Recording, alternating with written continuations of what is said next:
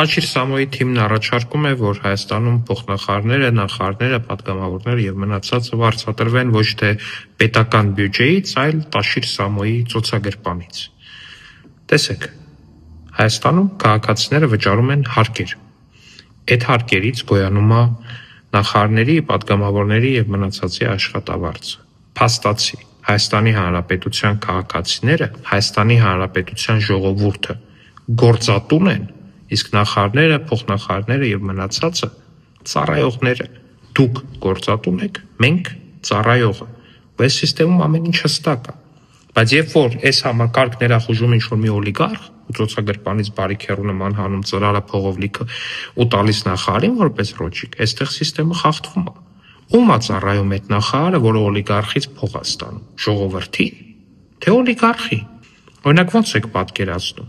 Ներքին գործերի նախարարը պետք է ծրարով ռոճիկ ստանա օլիգարխից ու վաղը մյուսօր, օրինակ, չգիտեմ, նրա ընտանիքի այս կամ այն անդամի հետ կապված ակնհայտ քրեական պատմությամբ գործարուցի։ Իրոք։ Ոնց եք պատկերացնում էկոնոմիկայի նախարարը պետք է ծրարով ռոճիկ ստանա այս կամ այն օլիգարխից ու այդ օլիգարխի բիզնես շահերին հակասող որոշում կայացնի։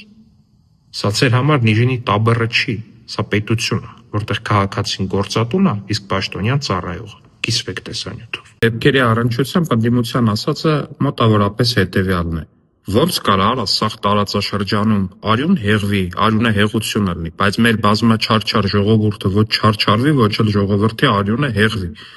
Լրիվ քանդել եք ամեն ինչ։ Այ մոտավորապես էս ասում մեր ընդդիմությունը։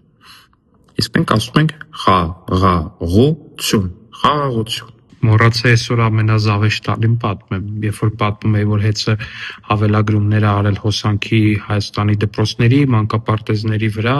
ու տենց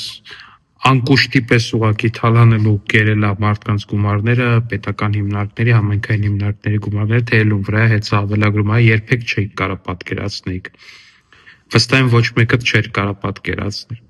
Հեծը հավելագրում է արել նաև ռուսական 102-րդ ռազմաբազայի վրա։ Հեծը ռուսական 102-րդ ռազմաբազայի վրա եւս 261,000 դրամի հավելագրում է արել։ Չգիտեմ, այս լուրը ինչ հետևանքներ կունենա հեծի նախկին մենեջմենթի համար, բայց այնուամենայնիվ նման հետաքրքիր մի ինֆորմացիա վատ լուրը մեզ համար են, սիրելի քաղաքացիներ, որ 102-րդ ռազմաբազայի կոմունալ ծախսերը եւս հոգում է Հայաստանի Հանրապետությունը ըստ տասնամյակներ առաջ կնքված պայմանագրի։ Այսպիսի լուրեր, նույնիսկ 102-րդ ռազմաբազայի վրա, այս հեծը ընդհանրապես ոչ մի հեղինակություն չի ճանաչել, հավելագրել ու անկուշտի պես թալանել